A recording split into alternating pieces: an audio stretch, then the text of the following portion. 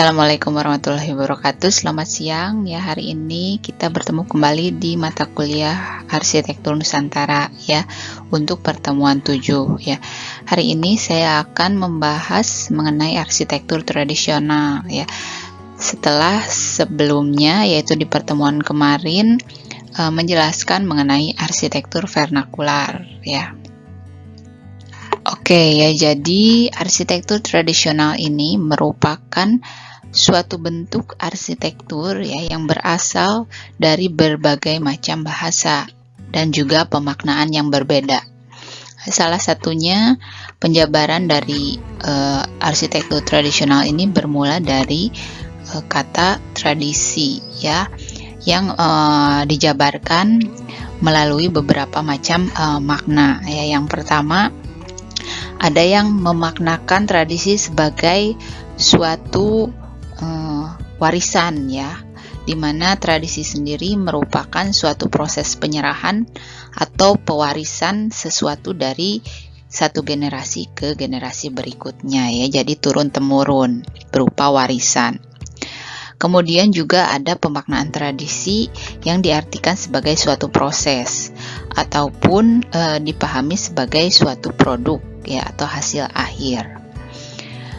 Selanjutnya juga ada yang memahami bahwa tradisi ini merupakan sesuatu yang telah dilakukan oleh masyarakat sejak lama dan tentunya menjadi suatu bagian ya dari kehidupan kelompok masyarakat tersebut ya. Bisa juga digambarkan secara lebih luas ya untuk kehidupan kelompok negara, kebudayaan, kemudian waktu ya pada masa tertentu ataupun juga berdasarkan agama ya atau suku bangsa. Kemudian juga tradisi sendiri diteruskan secara turun-temurun ya, sebagai suatu media informasi ya, baik secara tertulis maupun secara lisan. Nah, karena tradisi ini merupakan suatu informasi ya, tentunya ada pula suatu kekhawatiran ya, di mana tradisi ini bisa berangsur punah jika tidak ada penerusnya ya, tidak diteruskan dari generasi ke generasi. Kemudian menurut sumber buku ya dari Pak Asadi ya, yang membahas mengenai akulturasi arsitektur tradisional ya, di mana arsitektur tradisional ini merupakan suatu bangunan yang memiliki bentuk, struktur, fungsi, dan juga ragam hias, serta cara pembuatannya yang diwariskan secara turun-temurun dan juga dipakai untuk melakukan aktivitas kehidupannya ya. Kemudian bentuk-bentuk arsitektur tradisional ini diaplikasikan ke dalam bangunan-bangunan berdasarkan tipologi jenis bangunannya ya. Ada bangunan rumah tinggal, kemudian tempat ibadah, kemudian tempat pertemuan atau musyawarah, kemudian tempat penyimpanan ya. Kalau zaman dulu itu kan rumah juga bisa dipakai sebagai rumah lumbung ya, tempat penyimpanan hasil panen ya. Kemudian juga tentunya bentukan-bentukan bangunan ini prinsipnya harus tahan terhadap panas ya, tahan terhadap hujan ya, iklim, kemudian angin dan juga faktor alam lainnya. Macam-macam dari perwujudan bentuk arsitektur tersebut. Yang pertama yaitu rumah tempat tinggal ya.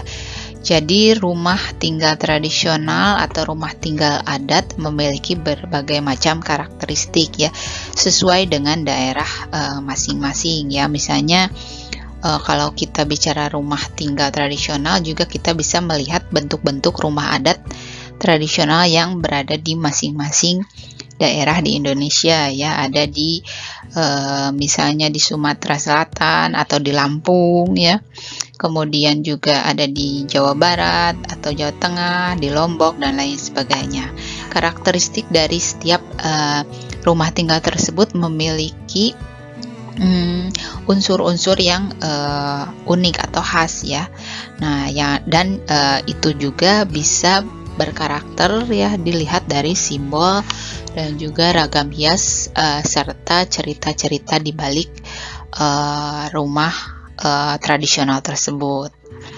Nah, kemudian juga faktor dari rumah tempat tinggal ini biasanya memiliki karakteristik material bangunan lokal ya, di mana material bangunan yang dipakai ini wujudnya hampir sama ya, seperti penggunaan atap ya, yang menggunakan masih berupa penutup atap tradisional ya, berupa ijuk atau lain sebagainya, ataupun seiring perkembangan zaman sudah memakai material bangunan genting dan lain sebagainya. Kemudian juga dilihat dari teknik pengolahan dan juga pembangunan, tentunya kaya akan tradisi dan juga kearifan lokal ya. Jika kita melihat berbagai macam karakter dari rumah tradisional, tentunya kaya akan tradisi dari setiap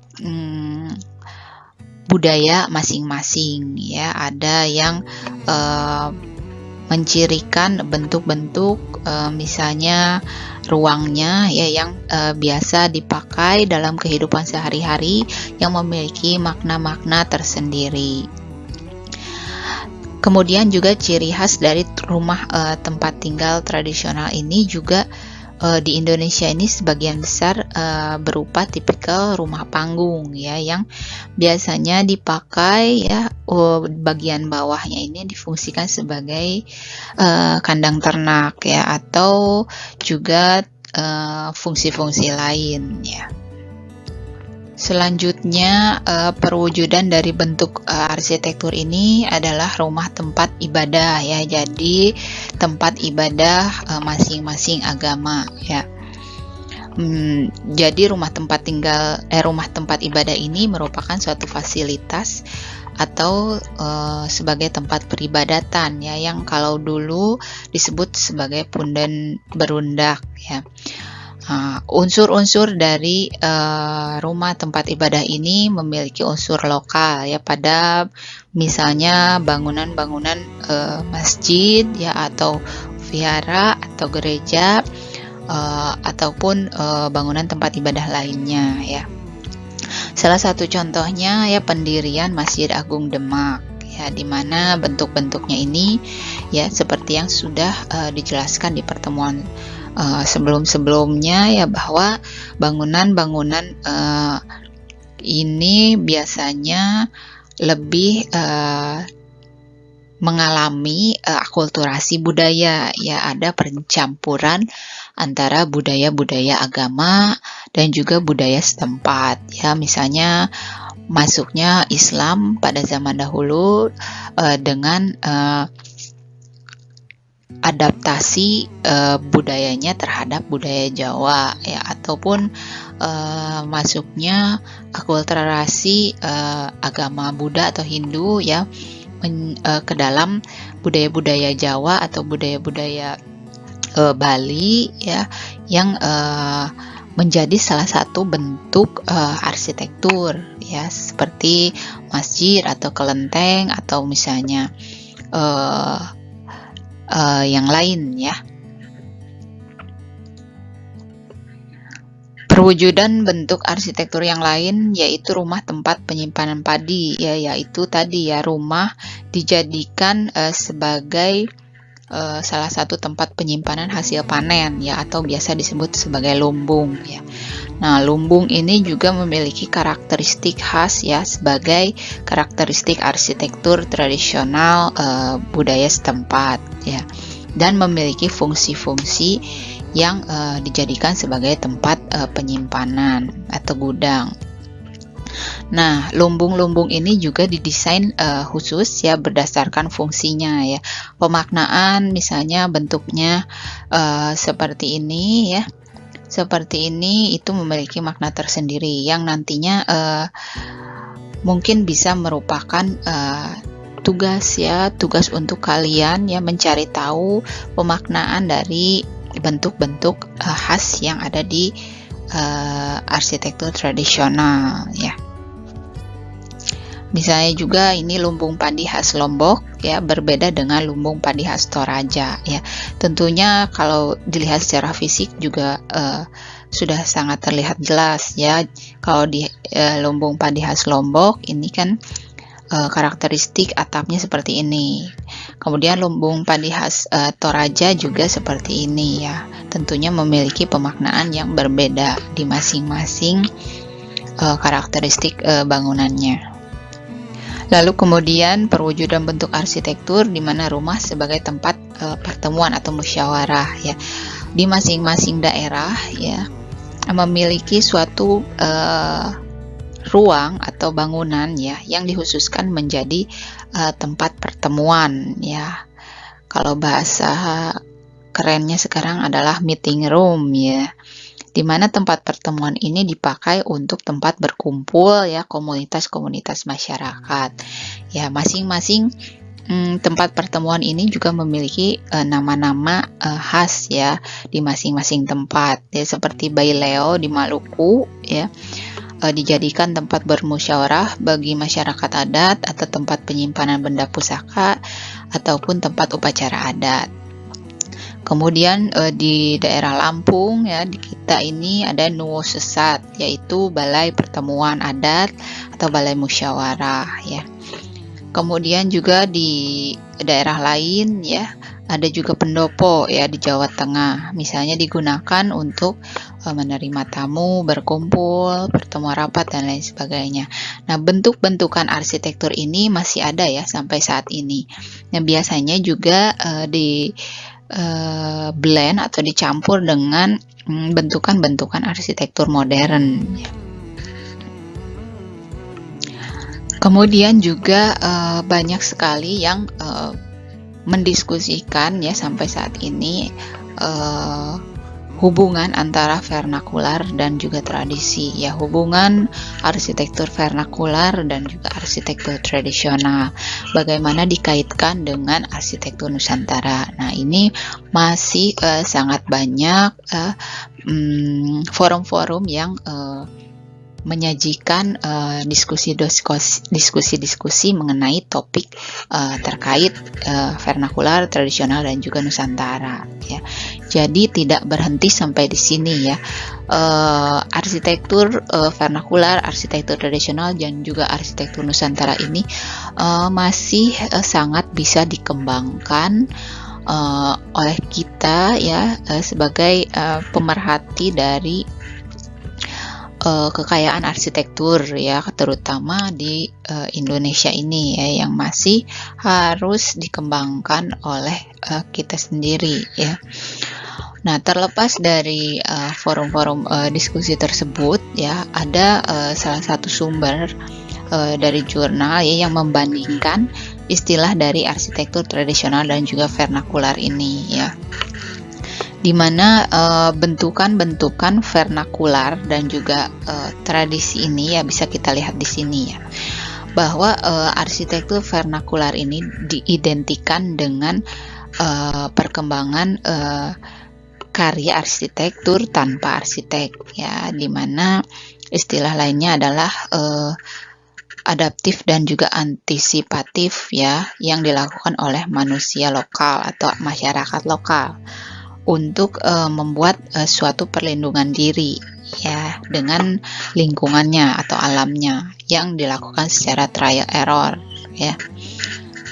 Kemudian jika cara-cara tersebut dilakukan berulang-ulang melalui proses estafet dari generasi ke generasi, vernakular ini bisa dijadikan sebagai suatu tradisi ya, di mana perbedaan lokasi tentunya mempengaruhi karya desain arsitektur vernakular ya, ada faktor sosial, ekonomi dan juga budaya.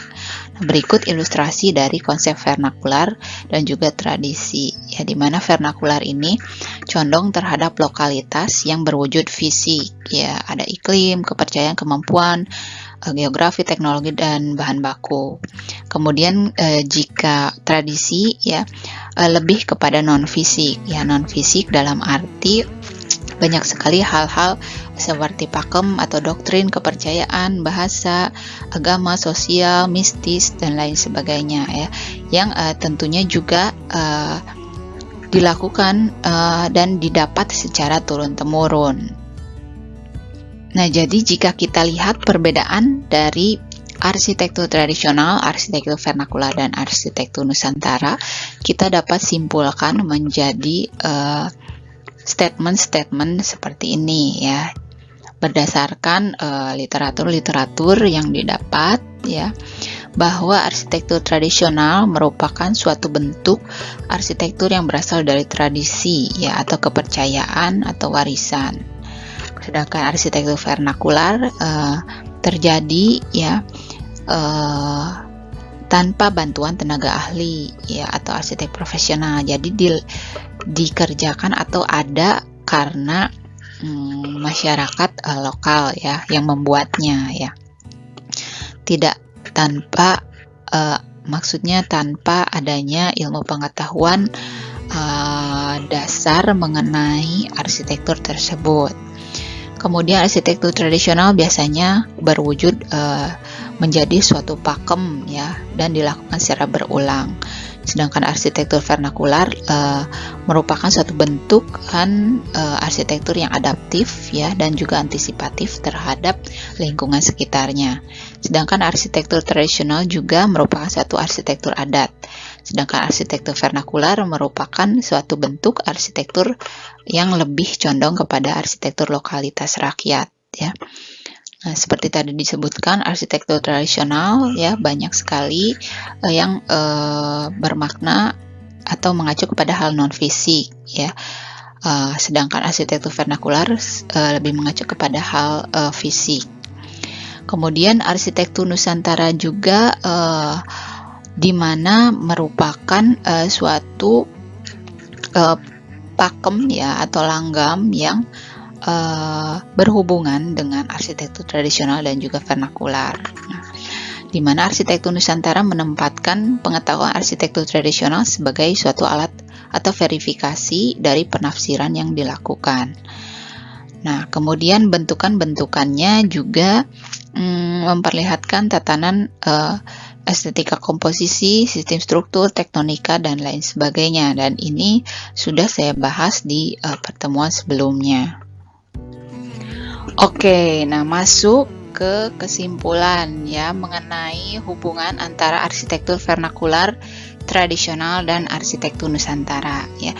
Setelah mendapatkan berbagai macam penjelasan ya, dan juga bisa kalian dapatkan di penjelasan tambahan dengan cara membaca jurnal terkait dengan arsitektur vernakular tradisional dan Nusantara ya, maka ini menjadi PR ya, sebagai tugas untuk UTS minggu depan ya, untuk membuat suatu esai mengenai hubungan antara arsitektur vernakular, arsitektur tradisional, dan juga arsitektur Nusantara ya, berdasarkan pemahaman kalian apakah arsitektur vernakular sama dengan arsitektur tradisional, ataukah arsitektur vernakular ini merupakan arsitektur Nusantara, ataupun arsitektur tradisional apakah merupakan bagian dari arsitektur Nusantara. Nah, ini menjadi tugas kalian ya untuk memahami pemaknaan lebih jauh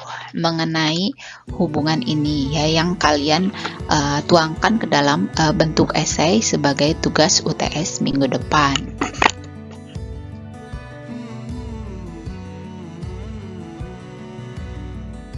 Ya, jadi demikian materi kuliah hari ini ya. Sebagai penutup, tak lupa saya ingatkan bahwa untuk minggu depan kita akan adakan UTS ya, di mana UTS-nya ini telah saya sebutkan tadi ya, yaitu membuat suatu esai mengenai hubungan antara arsitektur tradisional, vernakular, dan juga arsitektur Nusantara, yang dibuat menjadi bentukan esai ya, dikerjakan di Microsoft Word ya, dan dikumpulkan secara file PDF ya, dan dikerjakan secara mandiri ya, tidak secara kelompok.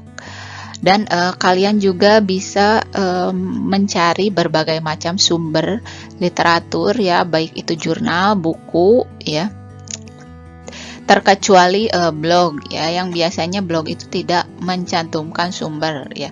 Lebih baik mencari jurnal ataupun buku yang sudah pasti keabsahan dari sumbernya ya. Dan kemudian jangan lupa untuk mencantumkan sumber ke dalam esai yang kalian buat ya. Jadi untuk lebih lengkap dan jelasnya nanti akan saya sampaikan juga di Google Classroom. Ya, oke, jangan lupa untuk menyimak video pembelajarannya ya. Terima kasih ya, sampai jumpa minggu depan. Assalamualaikum warahmatullahi wabarakatuh. Selamat siang.